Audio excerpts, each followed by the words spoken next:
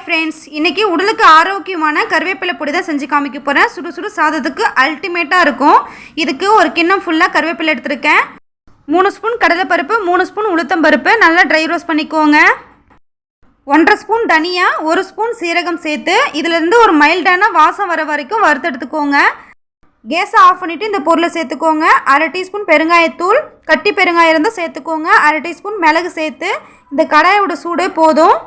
இது ஒரு பவுலில் ட்ரான்ஸ்ஃபர் பண்ணிக்கோங்க. அதே கடாயில் ஒரு 5 காஷ்மீர் மிளகாய், நீட்டி மிளகாய் ஒரு 4, 3 பல்லு பூண்டு லைட்டாக சூடுபடுத்திக்கோங்க. அதே கடாயில் சின்ன லெமன் சைஸ் அளவுக்கு புளி எடுத்து சூடுபடுத்திக்கோங்க. 1 ஸ்பூன் கல் உப்பு எடுத்து அதையும் வறுத்து எடுத்துக்கோங்க.